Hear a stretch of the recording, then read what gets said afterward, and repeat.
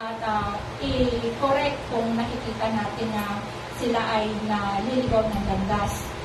At yun po, maraming salamat. And doon po sa trucks distribution at soul winning, hindi lang pala, kasi minsan sumasama nga ako kay Pastor dahil hindi pa talaga ganun kalalim at sabi ko baka may mga tanong. So pinapasok ko yung kay Pastor, tapos sabi ko, Pastor, paano kaya yung crown ko? Tinatanong ko kasi parang si Pastor lang yung pag-aani. So yung pala ko, natutunan ko din doon na may part din pa rin.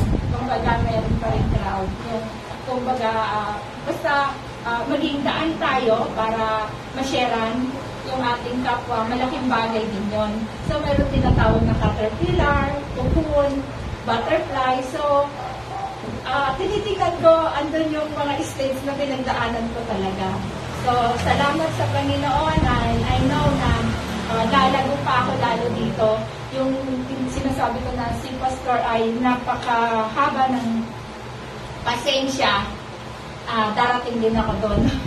Kasi nakita ko din kay Sis Edith Si Sis Edith, although ang daming problema, nakangiti lang. Hindi ko pa siya nakitang nagalit o nagtaas ng boses na nakakasama ko siya. So, nakikita ko yung kay Pastor. And I know na darating din ako doon. Doon sa katulad sa mga Intong family, nakikita ko na lagi silang naka-smile kahit na may mga problema. Talagang makikita mo na ipagkakatiwala natin lahat kay Lord. So yun, salamat talaga sa Bible School. Salamat at naging part ako, although alam ko na isa pa sa tinatawag nilang thunders. Kasi mga bata yung mga kaklase ko, pero ako po ay masaya. Sabi ko nga kay Pastor, thankful ako talaga. Thankful ako sa Bible School, Amen. Sa Hosanna Baptist Church, at sa mga kapwa namin ka-church. Actually, 5 kami. 5 na simbahan to. And mga bata, yung mga kaklase ko. And ako ay masaya talaga. Salamat po sa Panginoon. Salamat sa mga Intong family na ginamit ni Lord and kay Pastor Al. Salamat po sa lahat ng mga teacher na magiging teacher namin na magbabahagi na para lalo kami lumago, matutunan namin yung patungkol kay Lord at kung paano pa natin lalong pagsingkapan na masyaran ang ating mga mahal sa buhay at mga kapwa natin. At yung mga nagkakaroon na nakikita natin na may problem sa attitude o sa sitwasyon na hindi din natin dapat husgahan kasi hindi naman natin alam kung ano yung mga pinagdaanan nila. So, dapat ipag-pray natin and sikapin natin na ma-share sila, madala natin sa Panginoon. Salamat po muli and salamat din sa mga kapatiran na narito. To God be the glory. Amen. To God be the glory.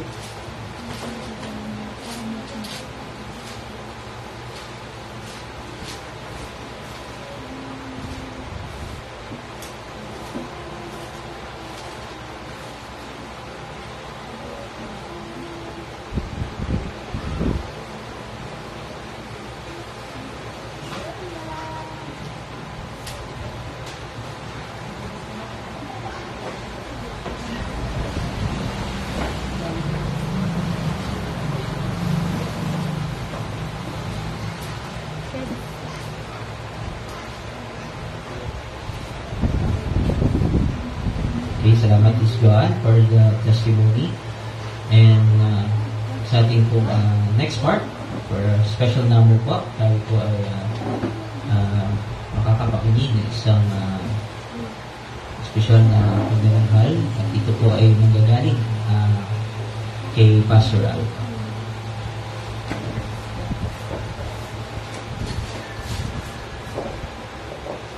Amen. Praise the Lord. No? It's a privilege na makapag-render ng special number sa Panginoon for His glory. Amen. So, to God be the glory, great things He has done.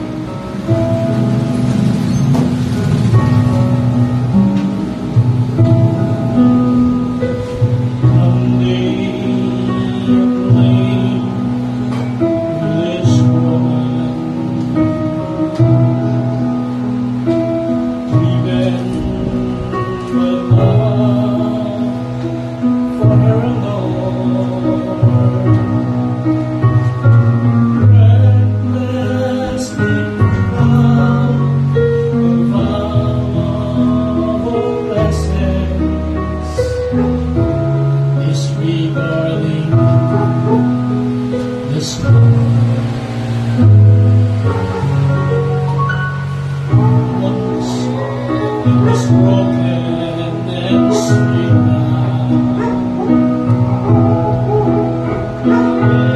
runs fill all the room like a prisoner released from his shackles, like a spirit set free from the tomb. Broken and spilled out, just to love of Jesus. My most precious as you, love is only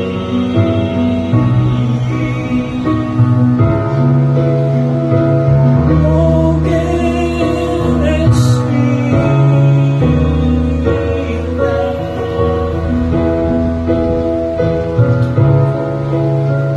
and poured at your feet.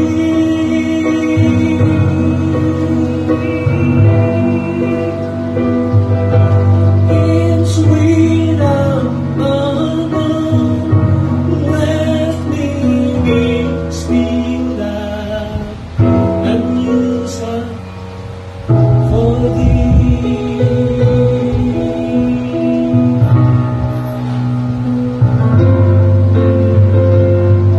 Lord, you are God's precious treasure. His love and His own perfect self. Stand here to show me the love of the Father. Yes, just for love, it was done. Lord, you were perfect and holy. You gave up yourself willingly. You spared no expense for my pardon. You were used up and wasted for me. Broken and spilled out, just for love of me, Jesus.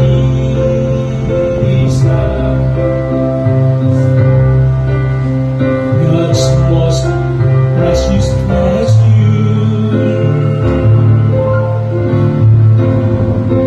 Love is on me.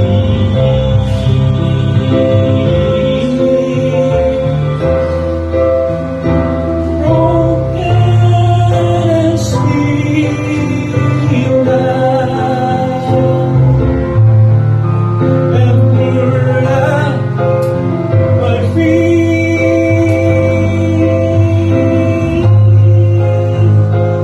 In sweet abandon, Lord, you were spilled out and used up for me.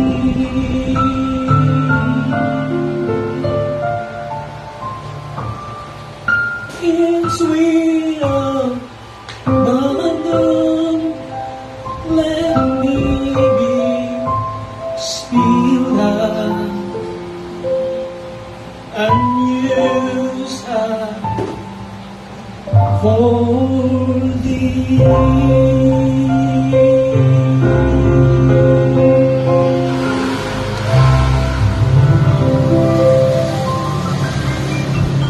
To God be the glory, great things He has done.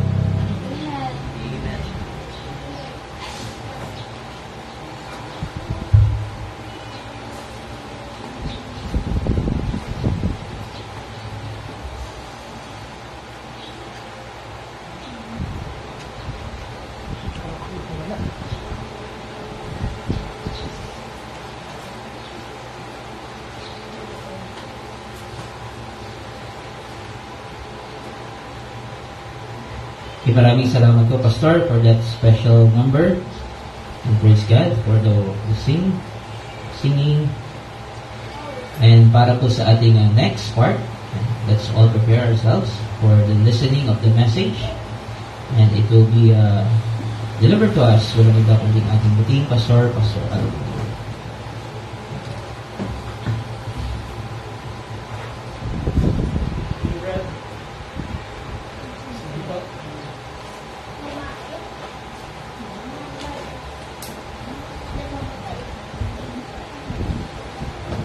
Though yung ating no, medyo challenging yung song, pero paborito ko kasi yun.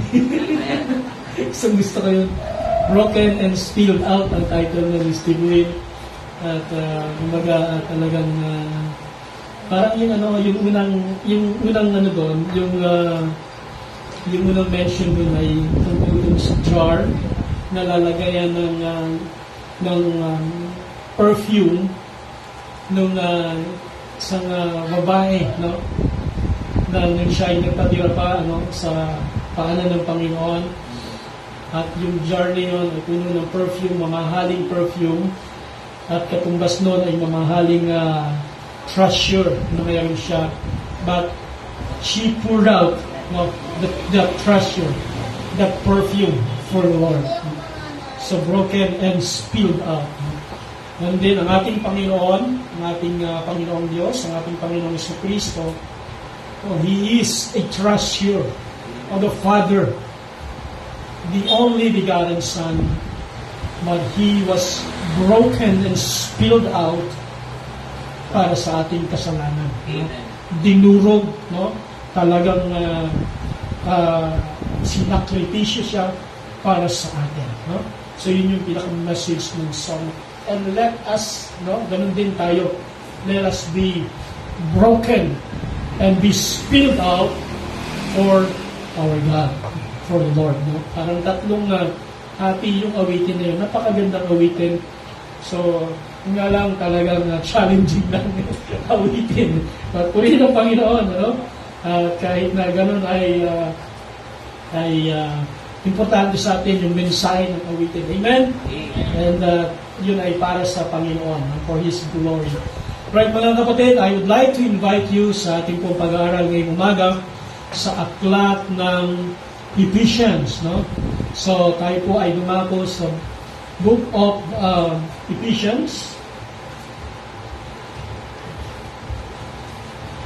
And I would like to invite once again everyone to stand up, as we read the Word of God. Although ito ay ating scripture reading kanina, but I would like you to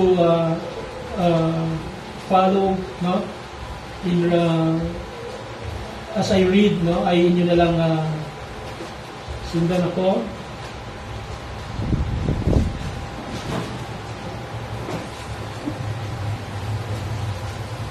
Ephesians chapter 2. But I would like just to read this time ay hanggang verse 1 to 3, no?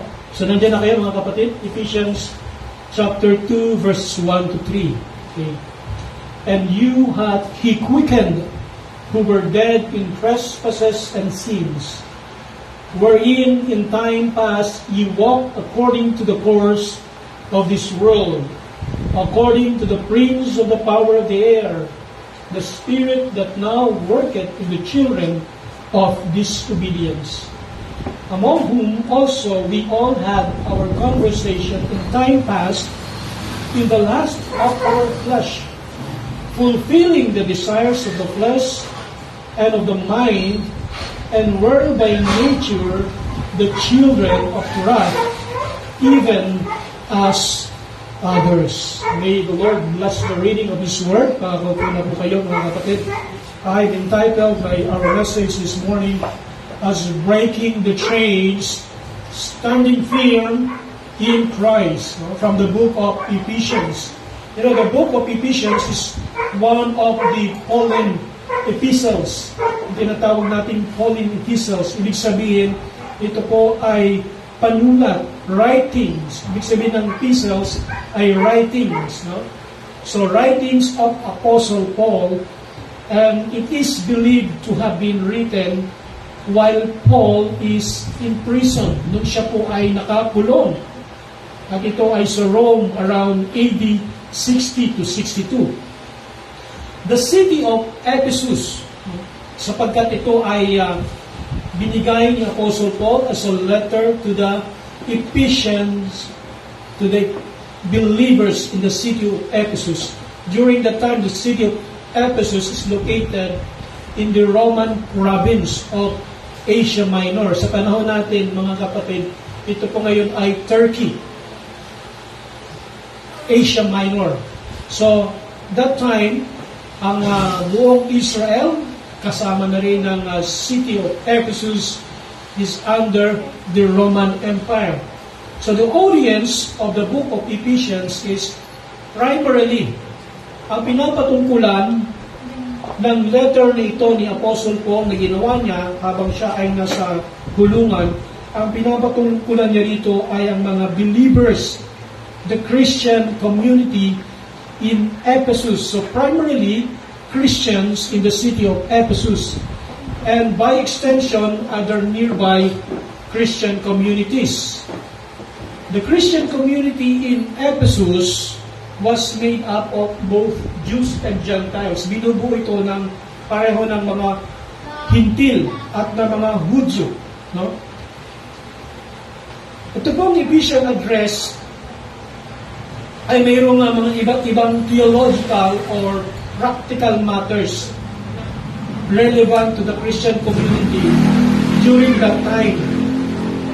Itong laman ng aklat nito ng Efeso.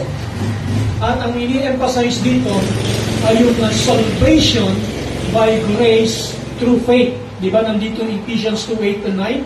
So salvation by grace through faith. Unity in the body of Christ, another emphasis dito sa chapter nito. And also the role of the church and the ethical conduct of believers. And also, primarily, ito pong chapter nito, kaya ko tinitle, ang title natin ngayon is Breaking the Chains, Standing Firm in Christ. Ipinapakita nito, mga kapatid, our past and present condition. Our past and present spiritual condition. Our spiritual state before Christ, bago natin nakilala si Kristo, at ganoon din pagkatapos na makilala natin si Kristo. No, from death to life, and from bondage to freedom. Makababasa natin dito sa verse 1, and you hath he quickened.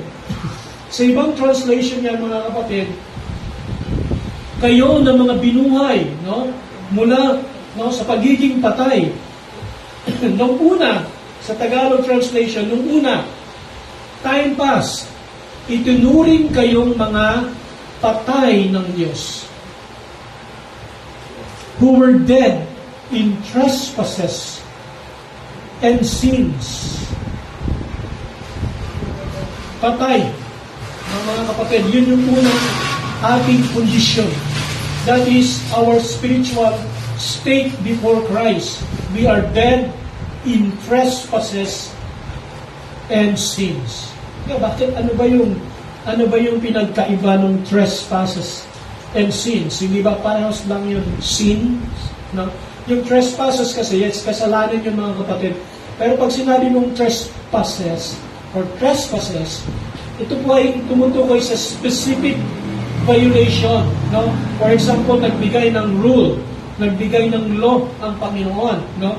Huwag kang papatay. Pumatay ka, you trespass against the law of God. And that is sin. No? Samantalang ang sin naman, it is a general term. So sin is a broader term that encompasses lahat, no? Yung wickedness, filthiness, transgressions, trespasses. Yan, naririnig natin yan, mga kapatid. No? Lahat ng kasalanan, lahat ng uri ng kasalanan na tinutukoy, it is a general term. Pero yung pagsalangsang, yung ibig sabihin ng trespasses, no? Pagsalangsang, pagsuway to a specific law of God. So parang parang breach of specific rule or boundary. Yun ang ibig sabihin ng trespasses. No? So then, in trespasses, in sins, so tayo daw ay patay noon. So this is about moral and spiritual, mga kapatid. Tulad ng nabanggit ko, sin, no? It is a general term dun sa lahat ng mga kasalanan at kasama dun yung trespasses. And it includes specific violations. At ito po ay nai-extend dun sa ating general fallen nature of humanity. At ang kasalanan is often associated with separation from God and broken relationship with Him. Yun po yung ating spiritual condition. That is the spiritual condition of humanity. Lahat tayo, no? Universal yun. Spiritual deadness. Talagang patay spiritually.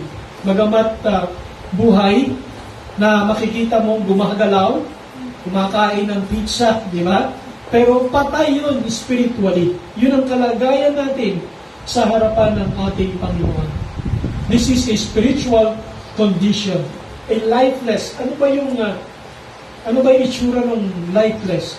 Ang dalas naman tayo makakita ng patay, di ba? Pag pumadalaw tayo sa mga burol.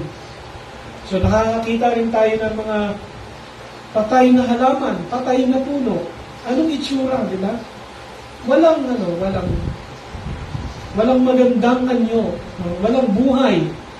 So a lifeless body in grave is an example. So yung mga nasa grave na, no? Nasa mga libingan na, walang buhay. So that is our spiritual state before Christ. We are dead in trespasses and sins. At dito mga kapatid, ang death here, no, ay tumutukoy sa spiritual death. Spiritual death ito, hindi ito physical death, but spiritual death. Kaya kung totoong mayroong walking dead, ang walking dead talaga, yung mga makikita mong lumalakad dyan, na hindi sumasampalataya kay Kristo, hindi nakakakilala kay Kristo. Patay yun. Naglalakad, nakikita mo, nagdadrive, nagmumotor, di ba? Sumasayaw, kumakanta, pero patay yun. Patay spiritually.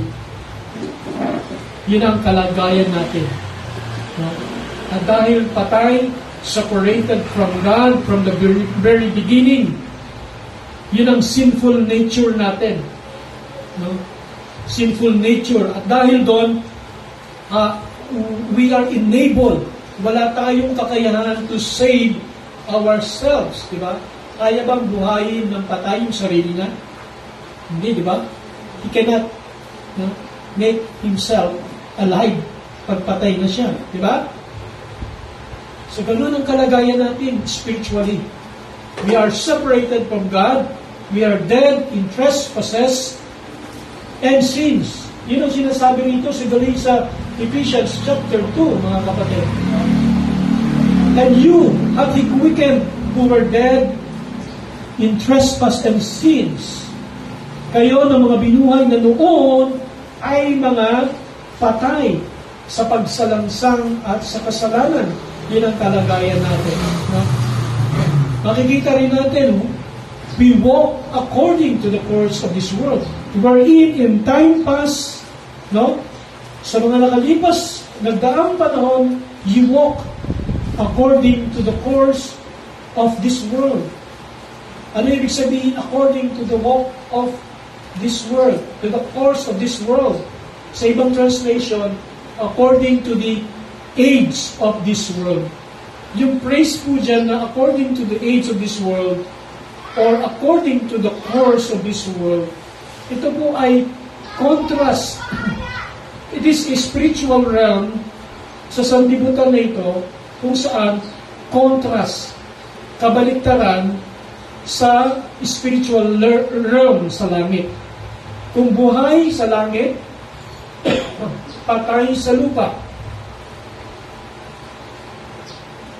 Kung paano ang mga anghel ay sumusunod sa paghahari ng Diyos, sa kanyang kapangyarihan, paano sila nabubuhay doon, kabaligtaran naman sa lupa. We walk according to the course of this world. Sang-ayon, ibig sabihin, sang-ayon sa influence ng sanlibutan na ito. Nung bago tayo nakakilala sa ating Panginoon, we are heavily influenced by the values. Yun ang sinasabi dito ni Apostle Paul sa mga Christian, sa mga believers, sa Ephesus. Yan ang kalagayan ninyo noon. Lumalaban kayo sa impluensya ng sanlibutan, kayo ay mga materialismo, makasarili, makasalanan, at ang focus ninyo ay temporal pleasures rather than eternal truths. Pag sinabi natin, walk according to the course, according to the age of this world, ibig sabihin, ang mga mananampalatayang ito noon, nung hindi pa sila nakakilala sa Panginoong Kristo, they conform to this world. They conform to the simple patterns and expectations of the world around them. Kung ano yung takbo ng sanlibutan yun ng kanilang pamumuhay noong araw. According to the prince of the power of the air. Mahalaga ito mga kapatid na makita natin. Ano ibig sabihin itong according to the prince of the power of the air? Itong prince of the power of the air, walang ibang tinutukoy dito kundi si Satanas. So ayun ang ibig sabihin ni Apostle Paul. Wherein, in time past, ye walk according to the course of this world, according to the prince of the power of the air. Kung nasaan yung lakad ng sanglibutan, kung saan sila nagpuprosesyon, parang picture nito, isang procession, isang procession na ang naglilid ay kadiliman. At ikaw ngayon, you're being pulled on that direction. Sa halip na papunta ka sa Diyos, sumasama ka sa paglakad na yun, sa posisyon na yun. And that is being led by Satan according to the prince of the power of the air. So yun ay influence ng sanglibutan. Tandaan natin, na tayo po ay nasa spiritual warfare. Ang context kasi nito is spiritual warfare. Para maintindihan natin yung praise na to, it is important na ma-recognize natin yung broader context, yung mas malawak na konteksto. At yun nga yung spiritual warfare. Tayo mga mananampalataya, at ganun din ang sinasabi ni Apostle Paul sa mga taga-Ephesus, tayo ay nasa spiritual warfare. The Bible teaches us that there is spiritual battle. Yun ang tinuturo sa atin ng Biblia, na mayroong spiritual battle between the forces of good, God and His angels, and the forces of evil, Satan and his demons. So nasan tayo doon? Siyempre doon tayo sa God and His angels. Amen? On that side of the forces, between two forces. So naglalaban yan, digmaan. Hindi yan parang lang na kwento, na parang sa kabila may anghel, sa kabila may demonyo, na parang So hindi yun myth. Ibig sabihin, hindi yan kwento-kwento lang. That what is the Bible is telling us. We are in a spiritual warfare. Kaya ginamit ito according to the prince of the power of the air. Si Satanas yan ang tinutukoy dyan. The prince of the power of the air. It portrays to Satan as the ruler or prince who exercises dominion, nagahari over the spiritual realm ng sanlibutan na ito.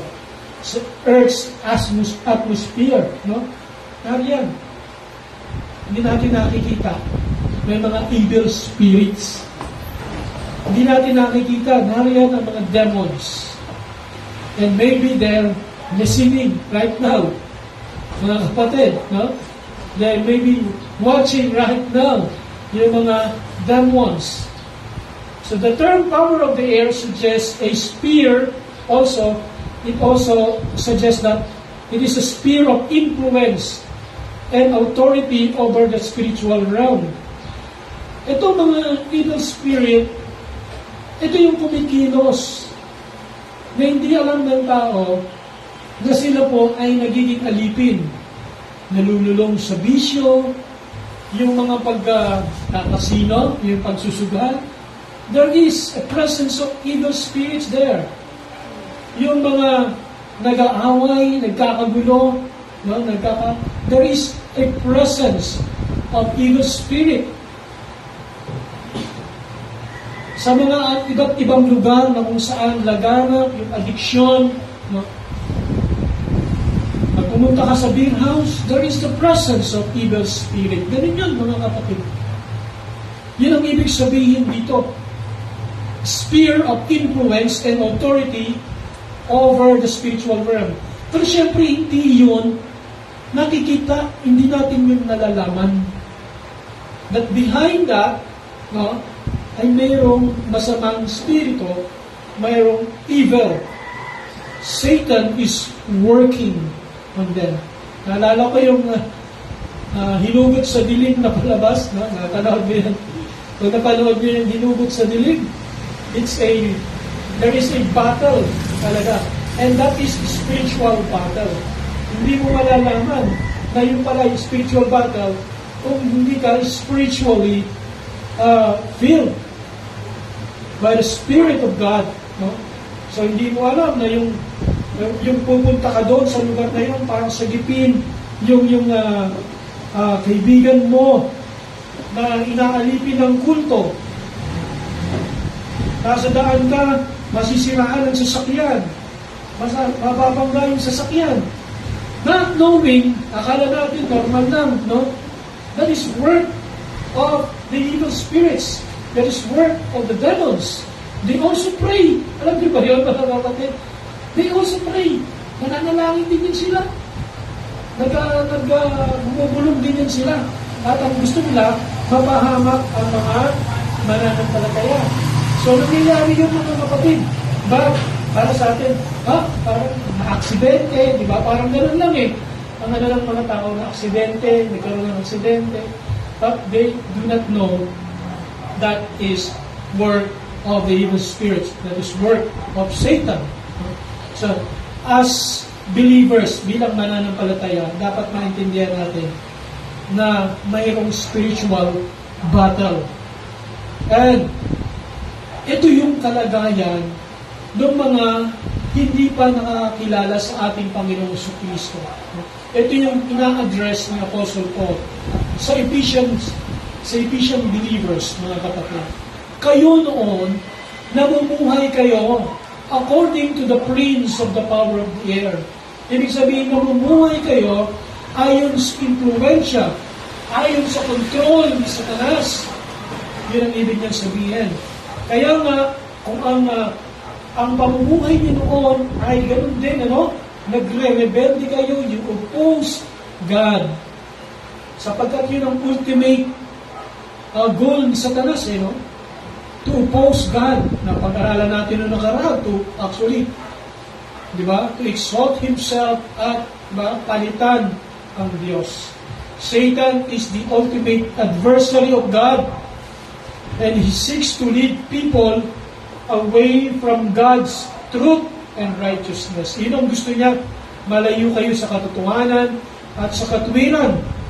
At ang kanyang gusto ay disobedience and rebellion against God's will. At yun ay nagre-result sa spiritual death. No? So makikita natin, noong unang panahon, sabi ni Apostle Paul, where in time past, kung titingnan mo, nandun sila sa spiritual bondage. Mayroong tinatawag na spiritual bondage. Ano yung sabihin? Nakatalikalak sila. Nakita na kayo na nakatalikalak? Yung bang naka-chain, yung kamay, hindi posas ha? Kasi yung posas, yung mga pulis yun dahil sa mga inuhuli. Yung chain, di ba? Kadena, nakatalikalak. Yung kamay at paa ay nakatalikala kay Satanas. Nilagyan ng tali, nilagyan ng talikala ni Satanas. Ganon ang kalagayan nung wala pa sa Panginoong Jesucristo yung Ephesians believers, who are the Gentiles and Jews. The Spirit that now worketh in the children of disobedience. Nandun pa rin tayo, no? Sa verse na yun. The Spirit that now worketh in the children of disobedience. Verse 2 pa rin tayo. Yung term na Spirit, it refers also dun sa influence or power that is work in progress, mga kapatid, in people's lives. Ibig sabihin, now. Yan o, makikita ninyo yung word na now. So, it represents force. Yung Spirit dyan, it represents force or disposition. And then may nakalagay na now. Now at work, ibig sabihin, active. The Spirit that now worketh in the children of disobedience. Doon sa mga hindi mananampalataya, sa hindi kumikilos, hindi kumikilala sa ating Panginoong Jesucristo, it is the same Spirit, the influence that is working on them, mga kapatid. So we all had our conversation in time past in the lust of our flesh. Ang ibig sabihin, they live in the passions of their flesh. Kung ano yung gusto o desire ng kanilang katawan, yun ang kanilang susundin. Kung ano yung masarap sa katawan, yun ang kanilang gagawin. No? Kung ano yung magpapaligaya sa kanilang katawan, magbibigay ng kasiyahan, ng comfort sa kanilang katawan, yun yung kanilang hahanapin, yun ang kanilang craving. So, ang picture nito, no, kung bibigyan natin ng illustration, hindi ako nakapaglagay ng illustration, parang picture ng isang tao surrounded by flames of desire. Ano ba yung mga flames of desire? Iba't ibang flames of desire. No? Nagre-represent ng passions of the flesh. Diba? Nakikita natin yung, kung ano yung mga kagustuhan niya, mga bisyo. No? So, bisyo na hindi maalis, mga behavior na hindi maalis sa kanya. So that is, kung titingnan talaga natin, spiritual bondage, no, mga kapatid? And then, fulfilling the desires of the flesh and the mind.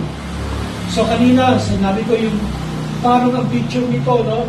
Yung nakatalikala, taong nakatalikala, a person chained to their desires, no?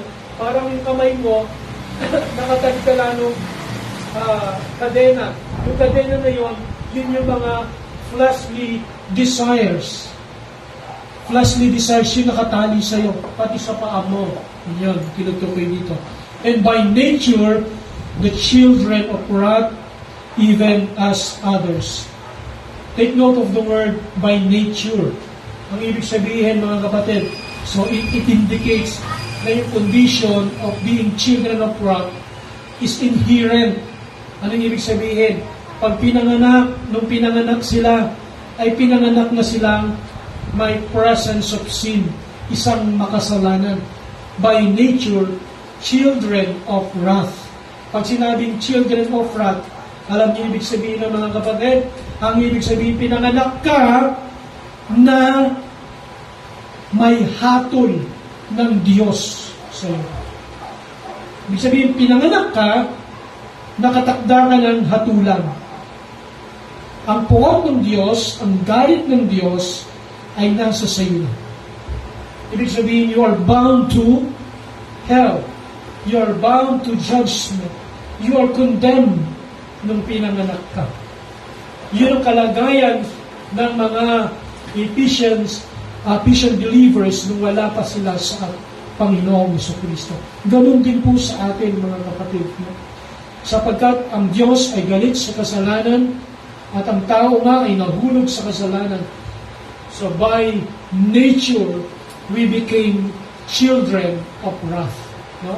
We are dead in trespasses and sins.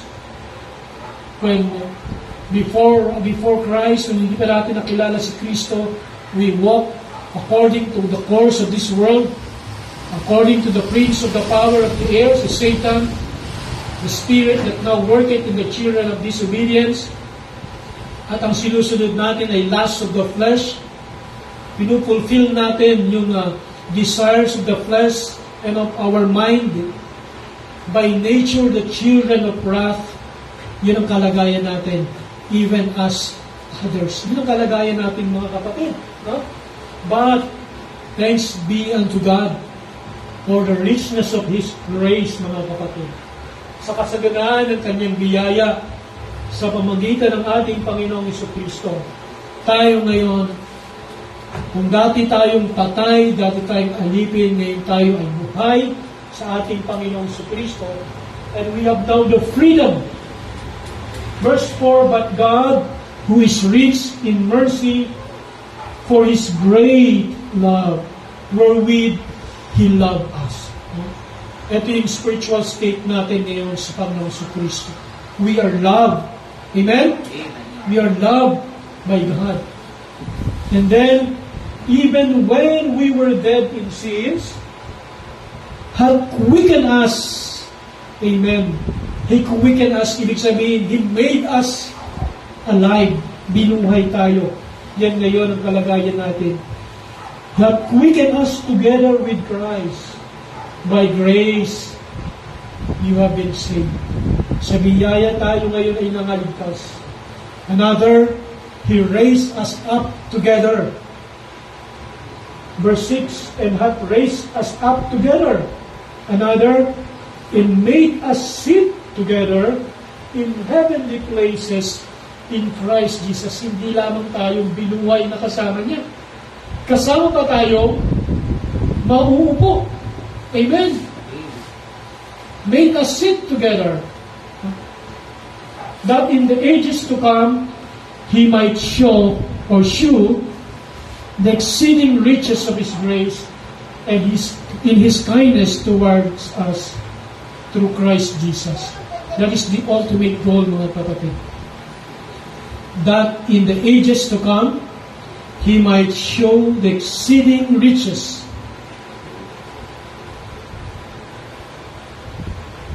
napakayamang biyaya of His grace, grace in His kindness toward us through Christ Jesus.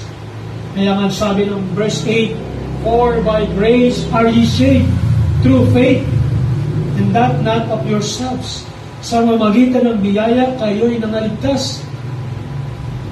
Sa pamamagitan ng biyaya, sa pamamagitan ng pananampalataya, kayo ay nangaligtas. It is the gift of God, regalo ng Diyos. Not of works, hindi sa pamamagitan ng gawa upang ang sino man ay magmayabang. So mayroon ba tayong pwedeng ipagmayabang? Ito yung ipinapakita ni Apostle Paul dito. We cannot boast. Anong kalagayan natin? Dead in trespasses and sins. Diba? We walk according to the course of this world. We walk according to the influence of the prince of the power of the air. Yun ang kalagayan natin. So how can we save ourselves? It is the gift of God, not of works, lest any man should boast. Verse 10, ang sabi rito, we are His workmanship. Amen. And created in Christ for good works. Parang ganito, mga kapatid, mula sa isang napakapangit na bagay, sabihin natin, walang puwentang bagay, isang bulok na bagay, isang patay na bagay, binuhay ng Panginoong Jesucristo, at nung kanyang binuhay, meron siyang layunin. We are His workmanship. We are His masterpiece. Yun ang ibig sabihin ng workmanship. Kung halimbawa, isa kang patay na puno, parang isang patay na puno, wala na, inaagos na ng tubig, ng ilog. nakakita ka ng isang tao. Itong taong ito ay isang magaling na skulptor. Nililok itong puno. Ginawang isang sisidlan. Isang parang banga na puno. Mula sa isang patay na puno, binigyan ka ng anyo ng Panginoon, pinakinis, binilisan, ang ganda, no? May barnis. Diba? Mula sa isang patay na puno, isa ka na ngayong kagamit-gamit na bagay. Isa ka na ngayong magandang sisidlan. For we are His workmanship, created in Christ Jesus, for what? Unto good works. Unto good works. So we are not created, we are not, saved without a purpose. So the purpose is unto good works, which God had before ordained that we should walk in them. Ito na yung inordain sa atin ng Panginoon mula pa noon. Kaya lang, namatay, nagkasala, nalayo, naghiwalay sa Diyos. Ngayon, binuhay tayo muli ng Panginoon. Binigyan tayo ng buhay, pinalaya mula sa pagkakaalipin. Ito ngayon yung purpose na dapat ma-serve natin. Created unto good works. So, ginawa tayong, ganun din, ginawa tayong, nilapit tayo sa Diyos sa pamamagitan ng dugo ng ating Panginoong Jesucristo. Verse 13, but now in Christ Jesus, ye who sometimes were far off are made nigh by the blood of God, by the blood of Christ. Sometime, ibig sabihin, nung naunang panahon, tayo ay malayo sa Diyos, pero tayo ngayon ay nilapit sa Diyos sa pamamagitan ng dugo ng ating Panginoong Jesucristo. And then, verse 14, for He is our peace, who hath made both one, and hath broken down the middle wall of partition between us, having abolished in His flesh the enmity, even the law of commandments contained in ordinances, to make in Himself of twain one new man, so making peace.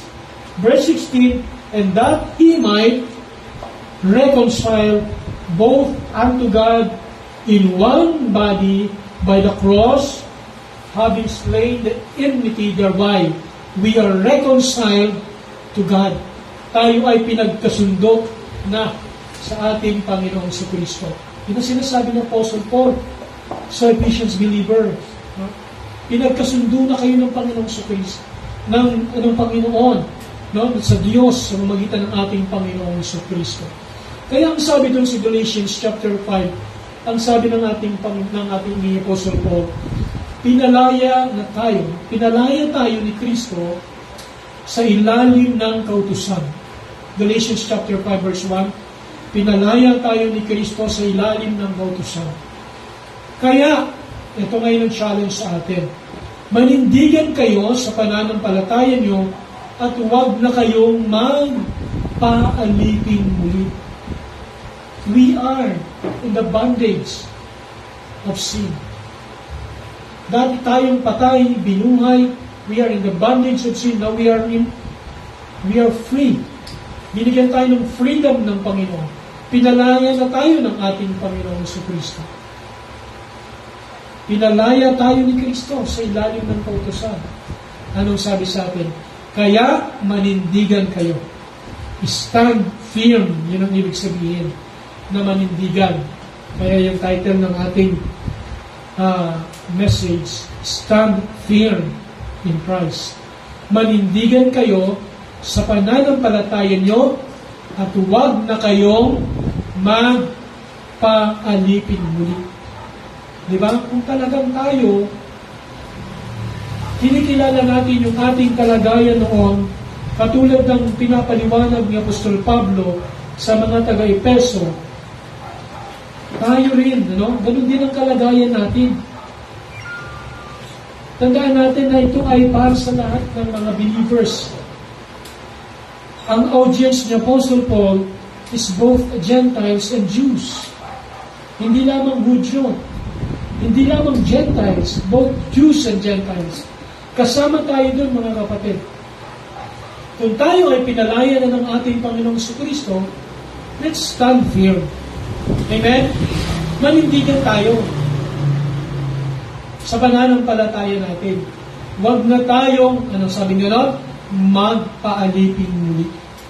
Kung alam natin, na mali yung ating ginagawa, huwag na nating ipagpatuloy. Manindigan tayo sa ating pananampalataya. Amen? Kalagayan nga lang natin bilang mga Kristiyano, marami sa atin, hanggang tayo ay kumilala na sa ating Panginoong Kristo. Sa totoo lang, most, if not, or maybe not most, many Christians are still in the bondage of sin. Nandun pa rin sa pagkakaalipin ng kasalanan. Paano ba natin masasabi na pagkakaalipin yun? Yung bang hirap na hirap tayong isuko. Halimbawa, madalas natin illustration, bisyo, di ba? Alipin ka ng isang bisyo na hindi mo maisuko, that is bondage. Hindi mo maisuko yung halimbawa, naninigarilyo, di ba? You are in the bondage. Bakit? Inaalipin ka ng sarap, ng usok. Inaalipin ka ng isang pirasong stick. Inaalipin ka ng pleasure. Kasi yun eh. It gives you pleasure, di ba? Yun yung desire ng katawan mo eh. You are being slave now. You are in the bondage of that pleasure. Hindi mo maisuko yung pag-inom ng alak, talagang hinahanap-hanap mo. That is bondage. Yung fleshly desire, sexual desire,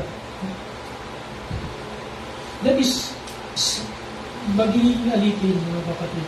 That is bondage. Hindi lang din sa mga bisyo, even sa character, sa attitude na meron tayo.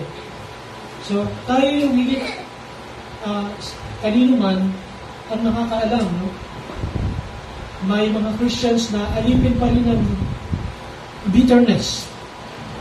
Nandun pa rin yung puno ng pagkapuot sa puso. Puno ng inis. Kumbaga, mula sa pagkabata, minaalala sila hanggang ngayon, taglay pa rin nila yun. Lumalabas pa rin sa kanila. That is bondage, mga kapatid. Yung hindi tayo makapagpatawad, ang tagal-tagal na, lagi natin nga minimension, lagi natin, di ba, sinusumbat. That is bondage. Nakakilala na tayo sa Panginoong Kristo, pero hirap na hirap pa rin tayong maalis yung madaling umilit yung ulo natin. Kung kulang yung pag-control natin sa sarili natin, gano'n na tayo noon, parang hopefully na nabago, nabago tayo somehow. Pero kung nakikita natin na parang gano'n pa rin, that is bondage. That must be broken, mga kapatid. Dapat i-break natin yon. Amen? Dapat mapalaya tayo. Doon, pumapasok yung sinasabi dito ng Apostol Pablo sa Galatians. Kaya, manindigan kayo. Yun, mga kapatid. manindigan kayo. Hinahanap mo yung isang stick ng sigarilyo, manindigan ka. Yun ang ibig sabihin nun. Labanan mo. Hinahanap mo yung parang kating-kati ka, gusto mo magsugal, gusto mo umawak ng bara, ng madyong, ng anong, di ba? Ang sabi, manindigan ka. Manindigan kayo. Diba? Dito sa mga binasa natin ay several times sinabihan tayo dito ni Apostle Paul. No? Remember. Verse 11, tingnan ninyo. Wherefore, remember that ye being in time past Gentiles in the flesh, who are called uncircumcision by that which is called the circumcision in the flesh made by hands. Hindi tayo kabilang sa Israel. Hindi tayo kabilang dun sa binigyan ng covenant ng Diyos sa Israel, yung mga Hudyo. Hindi tayo bahagi ng mga circumcised people. Tayo yung mga hintil, mga uncircumcised. Noong panahon nila, pag sinabing uncircumcised, marumi ka. Parang sinasabi, tayo yung mga marurumi. Parang gano'n. Tandaan ninyo, that in time past, ito yung kalagayan natin, no? From verse 1 to verse 3. Inisa-isa natin kanina. No? Remember, huwag na kayong magpaalipin muli. Sabi nga, manindigan kayo. Sabihin, may gagawin ka, kapatid. Lalabanan mo. Amen? Kung ikaw ay napansin mong talagang maiksi yung pasensya mo, magagalitin ka. No? O nakikita mong parang it becomes a bondage sa'yo, na parang nakatalikala ka sa bagay na yan, manindigan ka, labanan mo. Amen? Kung sa tingin mo ay maraming bagay na usually yung nagbibigay ng pagkakaalipin sa atin, yung bondage, usually yun yung mga kapatid, kaya kailangan natin mag-ingat.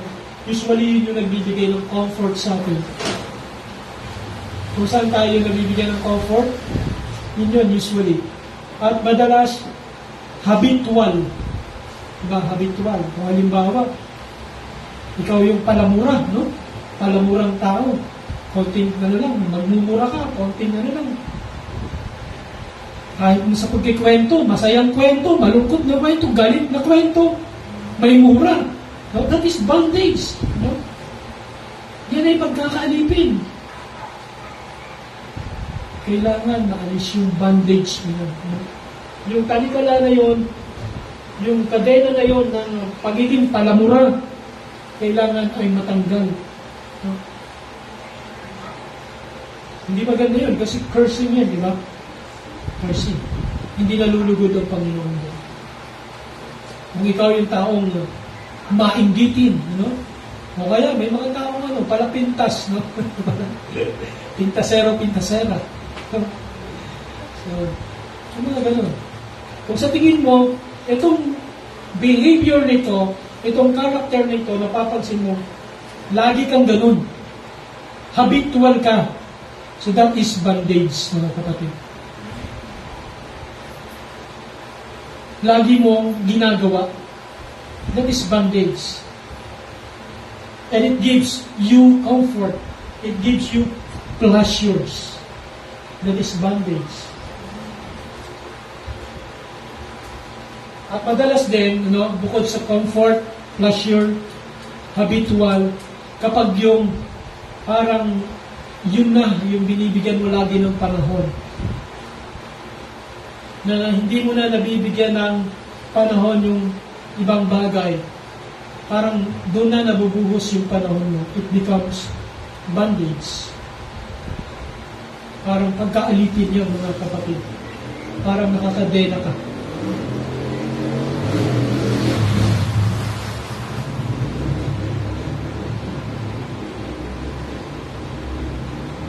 Kaya nga, nire-remind natin ng bawat isa sa atin, no? Kahit sa akin, na kailangan talaga, obserbahan natin sarili natin dun sa paggamit ng mga cellphone, di ba? Na mga social media, no? Madalas tayong yung time natin, nauubos na din, di ba? Talagang we spend so much time watching kung ano-anong bagay, no, sa cellphone. So, nagiging bandage yun para sa atin.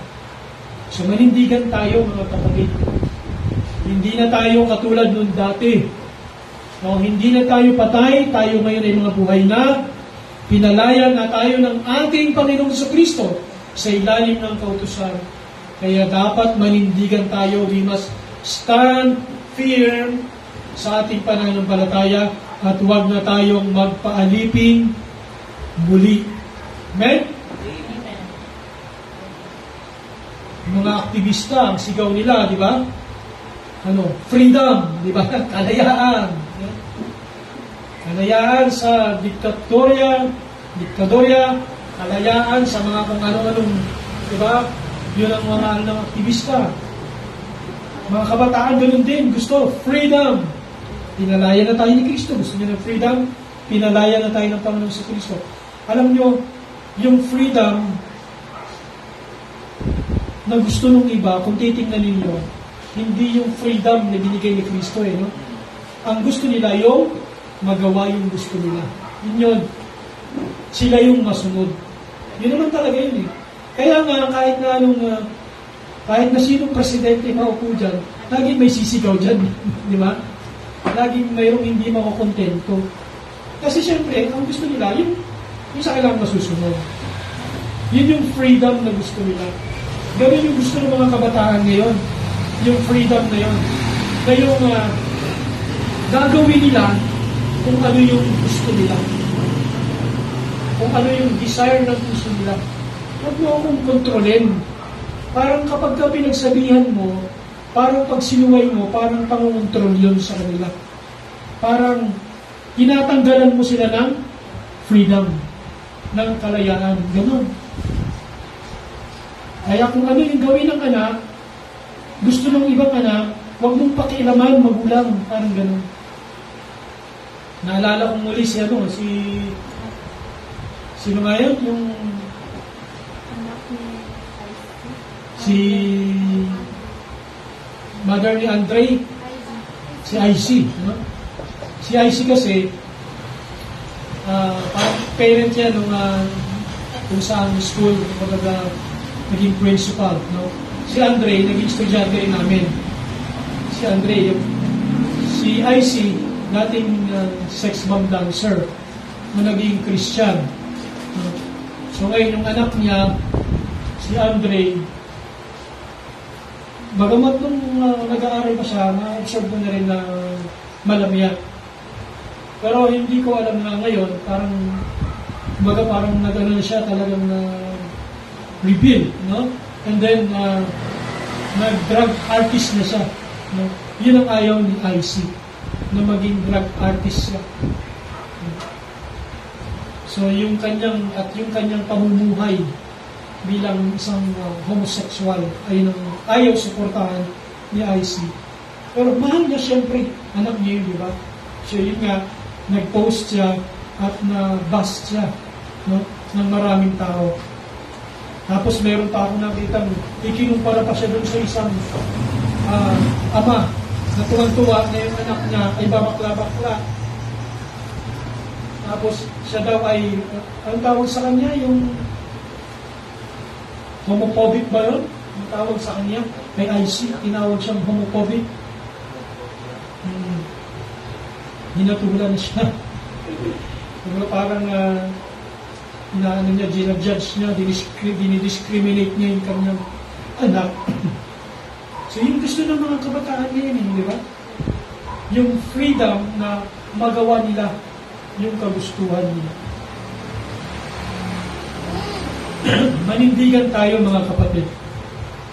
We must face our bondage, mga kapatid. So para matulungan tayo, first mga kapatid, kung tayo ay mayroon pa rin nakikita, na-observe sa sarili natin that we are still in the bondage ng isang uri ng pag-uugali. Nakikita natin hanggang ngayon, sakim pa rin tayo. Nandun pa rin yung kasakiman sa atin. Nandun pa rin yung pagiging gusto natin, yung lagi tayong itinatakas, lagi tayong pinupuri, gusto natin, katulad ng ating pinag-aralan last Sunday, about pride. We always want to be recognized. Gusto natin gano'n. Pag hindi tayo na-recognize, magagalit tayo. So, if we are still on that bondage, mga kapatid, we must face our bondage. Nabanggit ko rin yung self-confrontation. Let us confront ourselves. Obserbahan natin, let us examine ourselves. Teka, bakit ganito pa rin ako? Di ba tumanggap na ako kay Lord? Diba? Bakit ganun? Magkaroon ka ng self-examination. Tinanggap ko na ang Panginoon Bakit madalas pa rin akong mainggit? Bakit madalas pa rin akong magsinungaling? Kung sa tingin mo mga kapatid, you are in the bondage of that sin, you must recognize the sin. Aminin mo sa sarili mo. Nagsisinungaling pa rin ako, inggitero pa rin ako, ingratitude pa rin yung character ko ngayon, kulang pa rin ako sa pagpapasalamat. Let us acknowledge the presence of spiritual bondage in our life. And then let us examine ourselves. I-identify natin kung ano ba yung mga addiction mayroon tayo. Kung mayroon pa rin tayong unforgiveness, unhealthy habits sa buhay natin, let's examine. Let us face our bondage para matulungan tayo. Sa halip na Facebook, face your bondage. Amen? Pangalawa, repent and seek forgiveness. Kung sa tingin mo, nandun ka pa rin sa pagkakaalipin, sa kasalanan na ito, madalas mong ginagawa because it gives pleasure sa iyo and it consumes all your time for that is bondage. You must repent and seek forgiveness. Humingi tayo ng pagpapatawad sa ating Panginoon. I-confess natin yung ating kasalanan. Sabihin natin, Panginoon, patawarin mo ko hanggang ngayon. Alipin pa rin ako ng pagsisinungaling. Sinungaling pa rin akong tao. Aminin mo yan sa Panginoon. Pagsisihan mo sa Kanya. You must surrender yourself to God. Isuko mo sa Panginoon. Lord, I surrender myself to you. Alisin mo ito sa akin. Kailangan pagsisihan natin ito, mga kapatid. So we must face our bondage. We must repent and seek forgiveness. Letter E, let us embrace Christ's redemption. Tandaan natin yung kapangyarihan ng ating Panginoong Kristo sa pamamagitan ng kanyang sakripisyo. God had already break the spiritual bonds through His sacrifice. Through His sacrifice. Yung binasa natin kanina, pinalaya tayo ni Kristo sa pagkakaalipin sa kasalanan, manindigan na tayo. Meron tayong kapangyarihan. That is the power of Christ's sacrifice. And let us accept God's unconditional love sa buhay natin. Meron na tayong bagong identity. Amen? Mga kapatid, Kristiyano na tayo.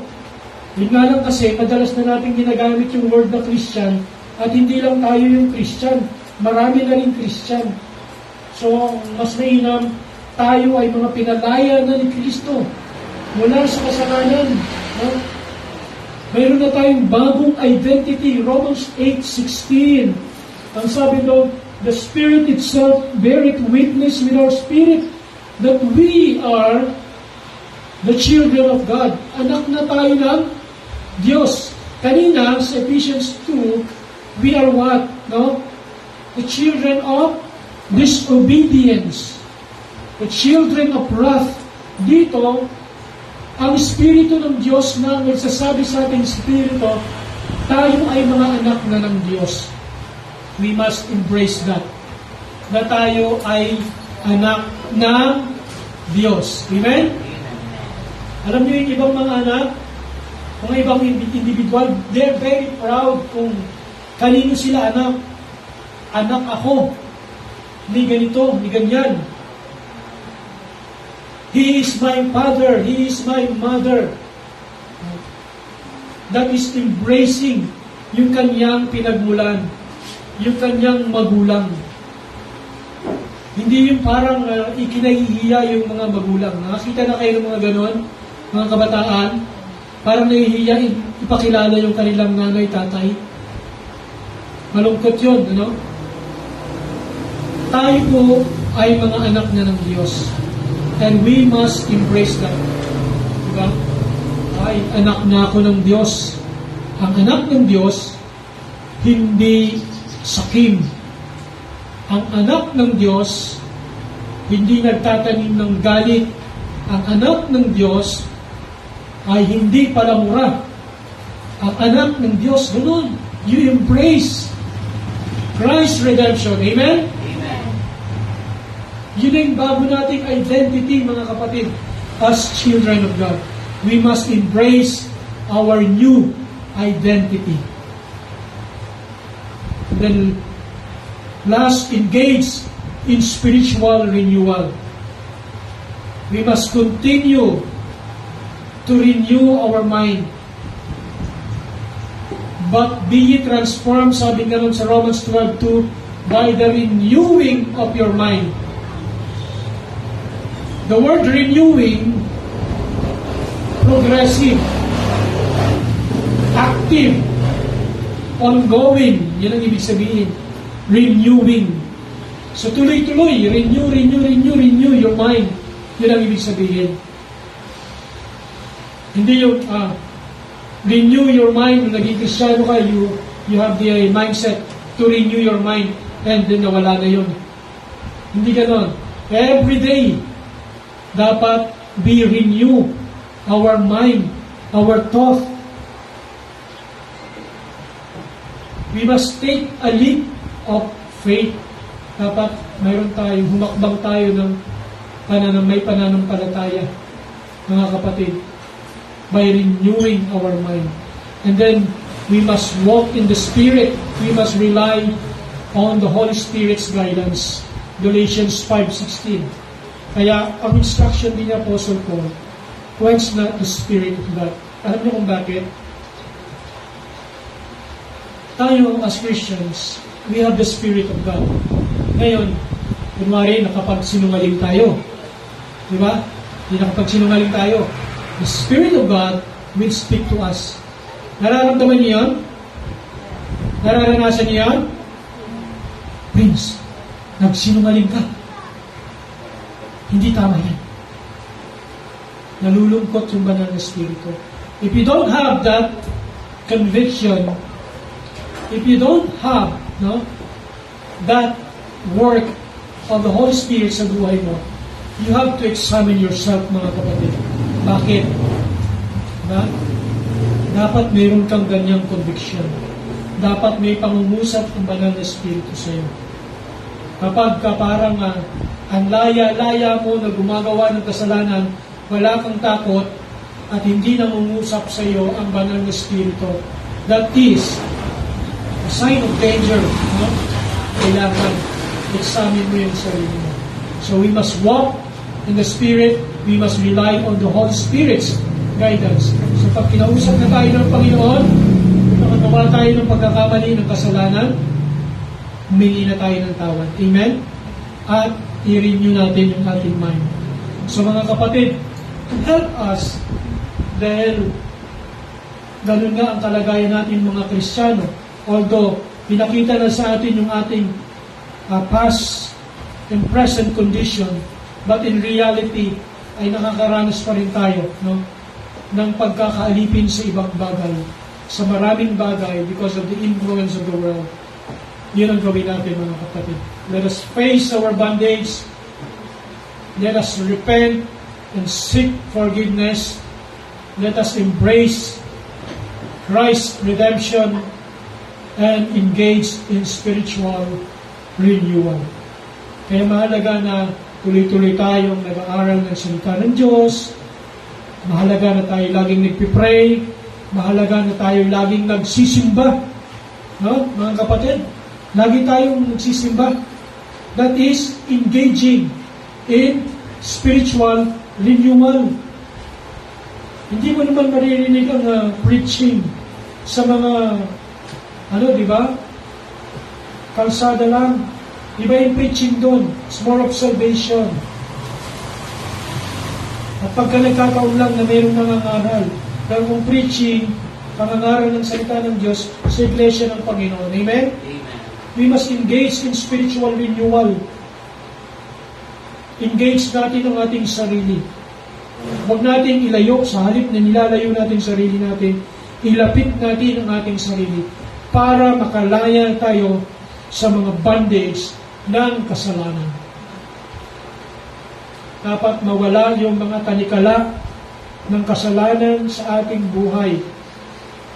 Sapagkat tandaan natin, we are already free, mga kapatid. God has given us the freedom already. Manindigan tayo na hindi na tayo magpapaalipin pa. Stand firm. Stand firm.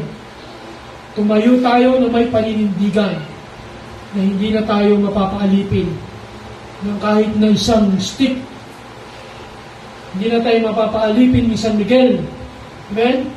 Hindi na tayo mapapaalipin ng kung ano-ano mang bagay. Hindi na tayo mapapalipin ng mga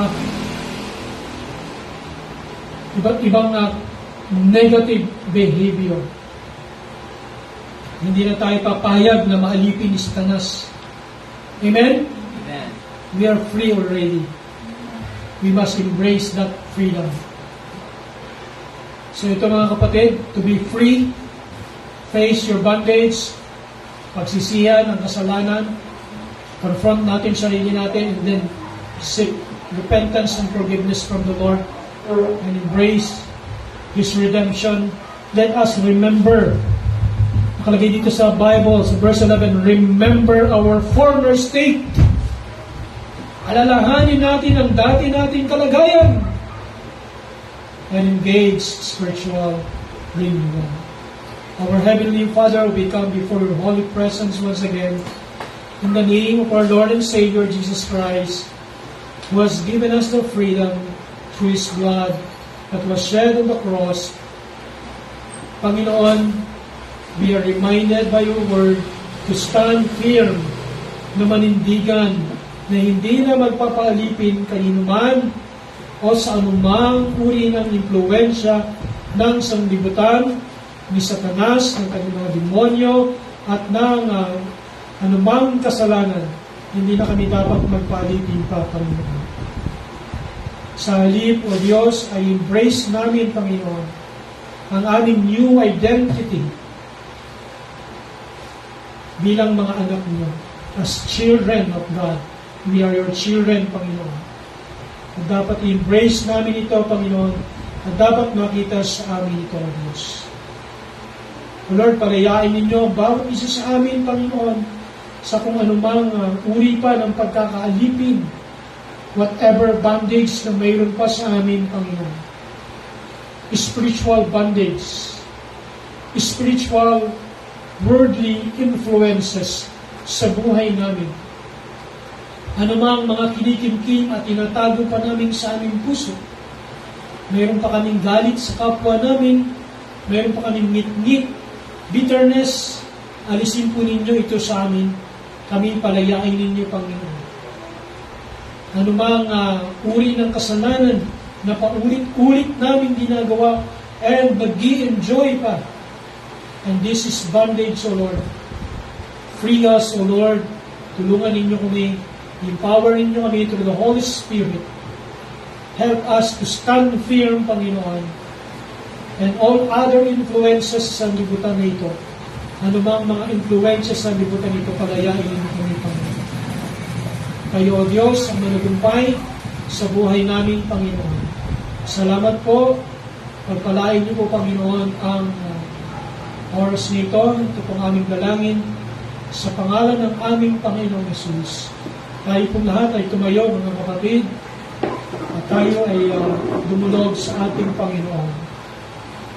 Kung kayo po ay nakararanas pa rin ng spiritual bondage, mayroon pa rin tayong kinikimkim sa puso natin, mga hindi pagpapatawad, mga itinatagong kasalanan that gives pleasure, comfort to ourselves, at mga bagay na umaalipin sa atin. Nahihirapan tayo. At tulad ng mensahe natin ngayong umaga, face your bondage, mga kapatid. Harapin mo. Recognize mo. Examine mo yung sarili mo ngayong umaga. Ikaw ang higit sa lahat makakilala ng iyong puso at ng isipan. At ang ating Panginoon, He knows you. Nalalaman ng Panginoon niya. Ang banal na spirito na katatalos sa iyong kasalukuyang kalagayan. And if you have this bondage, ano man ito, pag-uugali na hindi tama, you must repent. Hingi mo ng pagpapatawad ngayon sa ating Panginoon. Hingi mo ng pagpapatawad. Manalangin ka, kapatid. Hingi mo ng forgiveness sa ating Panginoon.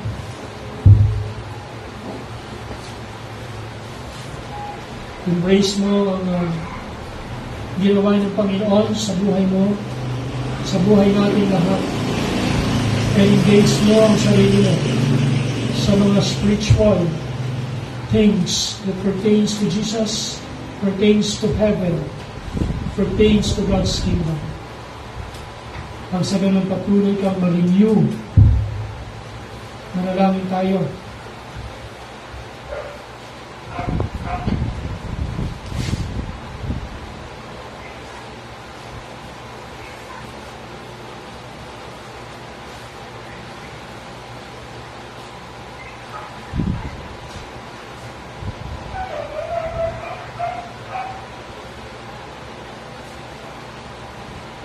Ang Lord Jesus Christ, forgive us sa mga bagay na umaalipin sa amin. Tayo po, Panginoon, na mag-alis nito at patuloy namin isinusuko ito sa inyo. Tayo ang higit sa lahat, nakakaalam, nakatapulos ng puso ng bawat isa sa amin. Kami po, binigyan ninyo ng kapangyarihan. Just help us, O God, empower us through the Holy Spirit to stand firm. Tulungan niyo ang bawat isa sa amin na manindigan, Panginoon. Na lumayo, mag-step out, Panginoon, sa aming present condition ng pagkakaalipin sa mga kasalanan. Tawarin po ninyo kami, Panginoon. Kayo po ang muna sa malalabing bahagi ng aming gawain. Ito po aming dalangin sa pangalan ni Jesus. Amen. Amen. So praise the Lord. Tayo po ay manatiling nakatayo, mga kapatid. Tayo po ay umawit. Umitin natin yung Stand Up for Jesus. So, umitin natin narangalan. Stand Up for Jesus.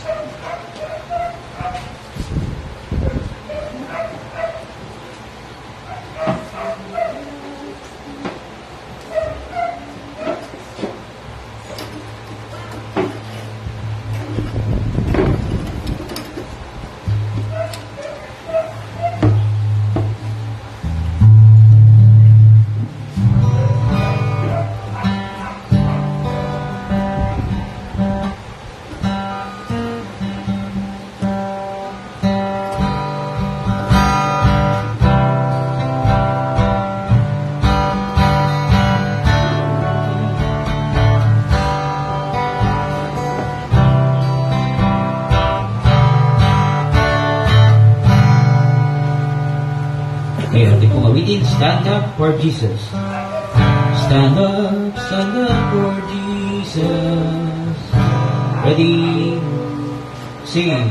Stand up for Jesus. We soldiers of the cross. In life of blood, in us that suffer down, from victory unto reign. His army shall be, with every bow is bound, in Christ His glory we.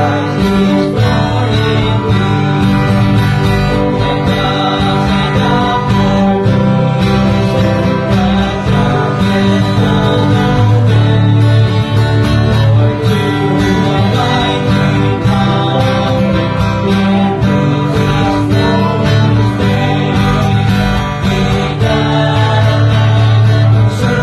against another God.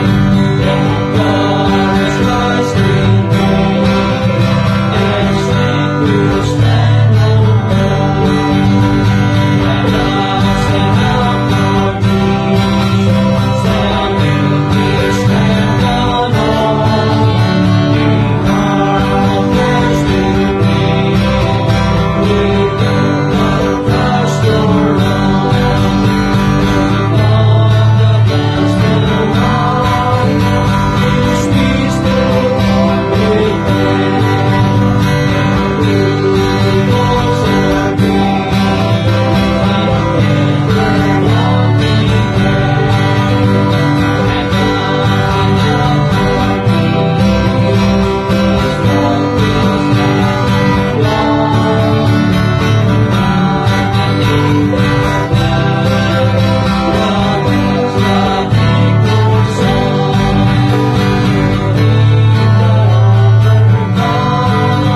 Our crown of what shall be,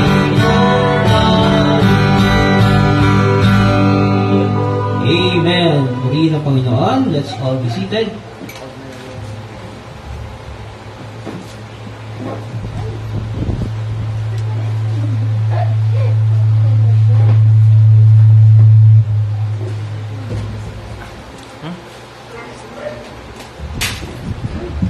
Okay, muli natin purihin ang Panginoon. And truly, salamat Pastor sa mensahe and sa awitin. And tunay nga po na ang ganap na kalayaan ay matatamo lamang natin sa pamamagitan ng salita ng ating Panginoon.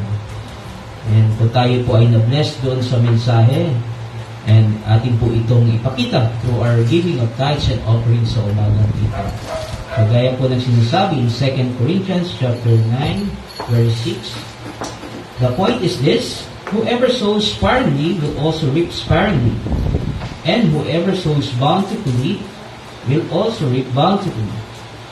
Each one must give as he has decided in his heart, not reluctantly or under compulsion, for God loves a cheerful giver. And God is able to make all grace abound to you, so that having all sufficiency in all things at all times, you may abound in every good works. So, purihin ng Panginoon sa mensaheng ito. So, bago ito, atin mo nang ipagdasal ang ating offering. And let's pray.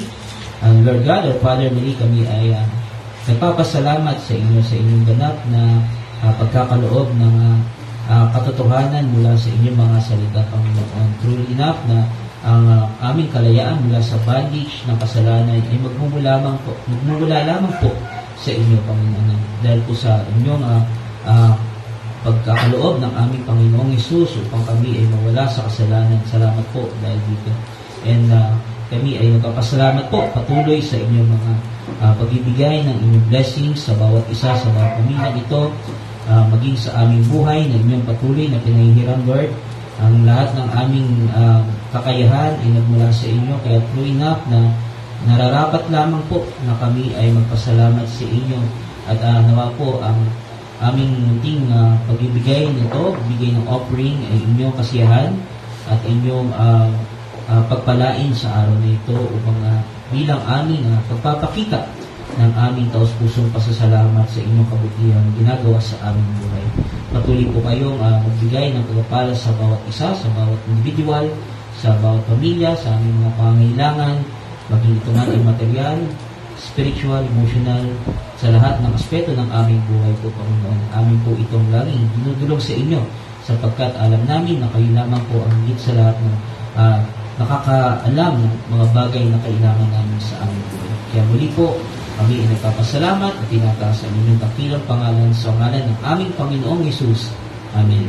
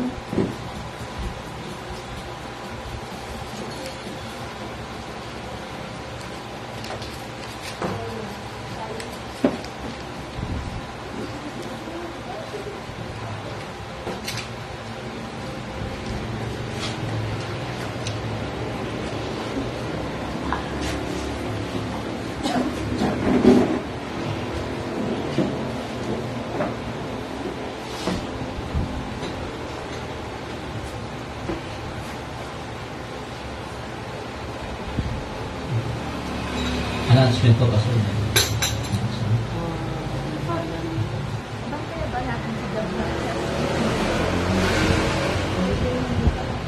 Nagtinigap. Ating natin si Gab. Si Brother Gab. Okay, mukhang may celebrate po tayo ngayon sa ating mga kapatid. Si Brother Gab. Birthday pa kayo? Nakaraan. Nakaraan. Ano ba ito? October 6. Okay. So, awitan natin ng birthday song pa rin sa ating kapatid na si Brother Gab. Dahil siya'y nag-celebrate. Sige, so awitan po natin ng happy birthday song si Brother Gab. And mamaya po aking biligin si Pastor Pangosyaw yung panalangin. So, sama-sama tayong umawit. Happy birthday! Happy birthday! Ready? Sing! Happy birthday to you. Happy birthday to you. Happy birthday, happy birthday. Happy birthday to you. Sweeter as the years go by. Sweeter as the years go by. May your birthday, birthday, sweeter as the years go by. We sing a happy birthday to you. As long as years can witness you, be yours the whole life through. Happy birthday to you. Happy birthday to you. Happy birthday, happy birthday, happy birthday to you. Okay, mali, isang maligayang karawan kay Brother Gab, and let's invite Brother Gab to stand in front para po ipanalangin ni Pastor for the years or another years na dumating sa kanyang buhay.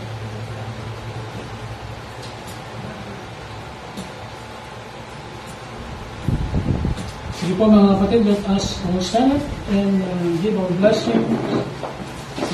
Blessing ng Panginoon para sa ating kapatid. natin, diba? Brother Gab. And we do pray na si Brother Gab ay patuloy na lumalim, no? Sa salita ng Panginoon, patuloy na sumunod sa ating Panginoon. So, nothing is impossible with the Lord kung siya ay mapabilang sa ating iglesia. Yes. Panalangin natin siya. Ipalangin siya ng Panginoon na bilang Diyos, makapangyarihan ang mga nasa langit, aming Panginoong Jesus, aming Panginoong Diyos, na siyang nagbigay sa aming Panginoon ng bagong buhay mula sa pagkalitin at pinalaya kami mula sa kamatayan at binigyan kami ng buhay. Salamat po, Diyos, sapagkat kayo po ang patuloy, Panginoon, na nagbibigay ng buhay sa bawat isa sa amin. Panginoon, nagpapasalamat kami sa additional year, panibagong taon na pinagkaloob ninyo kay Brother Gab. Salamat, Panginoon, sa regalo ng buhay na pinagkaloob ninyo sa kanya. Ngunit higit namin, Panginoon, hinahangad ang Panginoon ang kanya pong spiritual, personal relationship with you, Panginoon. Patuloy na lumalim ang kanya pong fellowship sa inyo, Panginoon. Napatuloy siya, Panginoon, na maghanap ng inyong presensya, ng inyong kalooban, Panginoon. Dalangin namin, O Diyos, sa kanyang paglago, sa magitan ng inyong salita, nawa patuloy namin siya mga kasama at makakapaginig ng inyong salita, Panginoon. Bigyan niyo kami na pagkakataon na bibigyan din siya, Panginoon, ng Bible study and discipleship, Panginoon. Dalangin namin, O Diyos, kayo po ang magkatagpo ng kanyang desires sa kanyang buhay. Dalangin namin, Panginoon, niya kanyang trabaho, na kayo po mag-ingat, magbigay ng karunungan, kalakasan sa kanya. Ganun sa kanyang pamilya. Dalangin namin, Panginoon, na patuloy niyo siya, Panginoon, samahan, Panginoon. At dinadalangin namin, O Diyos, pagpalain ninyo kayong maghahanap buhay. At ganun din sa kanyang pagbiyahe, kayo po mag-ingat sa kanya. Bigyan siya ang magandang kalusugan, Panginoon. Maging sa kanila pong relasyon ni Hazel, nawa patuloy na kayong pumagitna sa kanila at ang kalooban ninyo, Panginoon, at kanilang sundin, Panginoon. Hindi ang sarili nilang kagustuhan, Panginoon. Nawa magpasakop sila sa inyong kalooban, Panginoon. Dalangin namin, O Diyos, patuloy na pananagumpay niyo sa buhay ng Brother Gab. Salamat po, pagpalain niyo siya, Panginoon. Ito ang aming dalangin sa pangalan ni Jesus. Amen. Amen. Okay.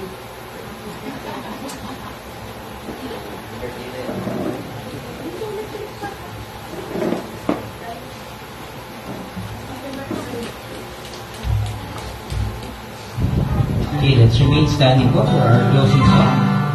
Ating pong awitin ang Papurihan ng Diyos, or to God be the glory.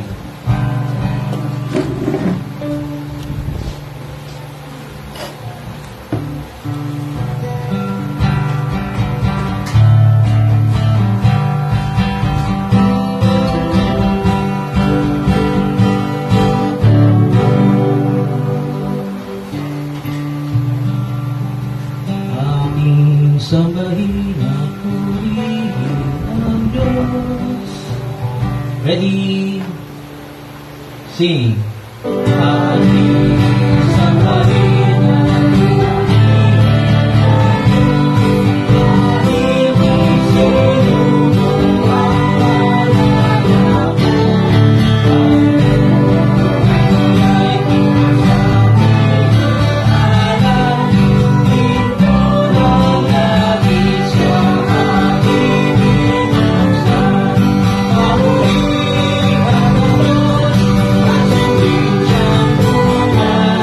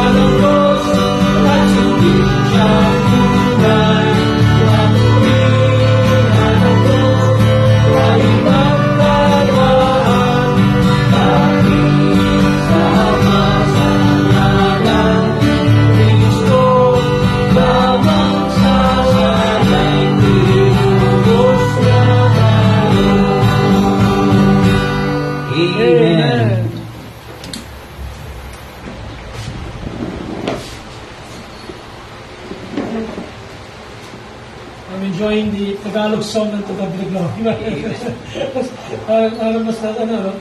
Mas comprehensible yung Tagalog. So, purihin ang Diyos, no? And thank you for watching sa ating mga, si Ate Beth yata ay watching nanonood sa ating every night. Meron din si Sister Alpha. I think wala bakit nakalagay na nasa Texas, USA siguro siya. No? So, pero Sister Alpha, member po ng Musada Bible Baptist Church. So, and Sister Minerva, si Eliza, nandiyan din, online. Punta ka rito, Eliza. Alright, and praise the Lord, salamat sa mga kapatiran, kasama natin ngayon. Salamat kay Brother Gab, si Dino, andito ngayon, praise the Lord. First time ni Ashi magsimba. Welcome, Ashi, sa ating panganambahan. No, ganun din si AA, salamat sa inyong mga presensya. So, nanay, salamat sa pakikinig. Salamat sa bawat isa sa inyo. Let's pray, tayo pa'y manalangin mga kapatid. Aming dakilang Diyos, purihin kang luwalhatiin, aming Panginoon Jesus. Salamat po sa umagang ito. Salamat po Panginoon sa araw na ito, na pinagkaloob ninyo sa amin. Na kami po ay patuloy po ninyong pinuturan ng inyong salita, Panginoon. Salamat po Diyos sa kapangyarihan na pinagkaloob ninyo sa amin. Na kami po ay inyong pinalaya na, Panginoon, mula sa pagkalipin. Mula sa kamatayan ay binigyan ng buhay, Panginoon. Bigyan ninyo kami, Panginoon, ng patuloy na kalakasan na kami po ay makapanindigan, Panginoon, sa amin po pananampalataya upang kami po, Panginoon, ay hindi na maging alipin ninyo man, kundi alipin mo lamang, Panginoon. Kami ay manatiling alipin mo, Diyos, at hindi alipin ng anumang impluensya ng salibukan, hindi alipin ng anumang bisyo, hindi alipin ng anumang gawa ng kaaway, hindi alipin ng Satanas. Kaya salamat po, Diyos, sa inyong kapangyarihan, salamat sa inyong pag-ibig na ginawa sa aming Panginoon. Amin pong iwinawaksi, sinasawata, ang gawa ng kaaway, ang influensya ng salibukan sa bawat isa sa amin, ng sa aming iglesia. Pagpalain yung bawat isa sa amin, Panginoon, ibuhos niyo ang po pagpapala, financial, spiritual, at din po, Panginoon, sa mga material na pangailangan, Panginoon. Bigyan ninyo ng kasapatan ang bawat isa sa amin, Panginoon, sa lahat ng pangailangan, kagalingan, Panginoon, sa mga karamdaman. Ganun din, Panginoon, sa mga nangailangan ng kalakasan, sa kanila pong pananampalataya.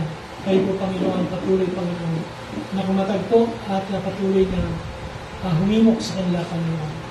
At patuloy nawa ang Banal na Espiritu at pumilos sa bawat isa sa amin, Panginoon, upang patuloy kami maging matagumpay sa aming pamumuhay na ito, Panginoon, sa aming paglilingkod sa inyo.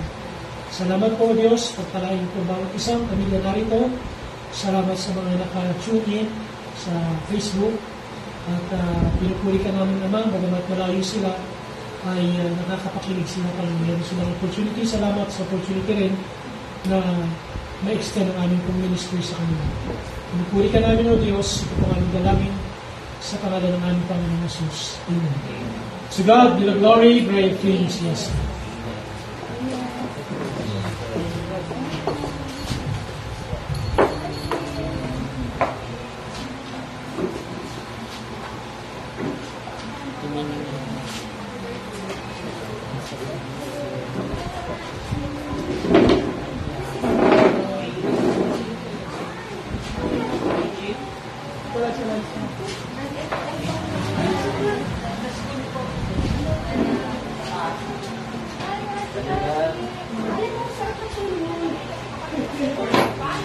Unang simba mo, ha? Unang simba mo. Welcome talaga.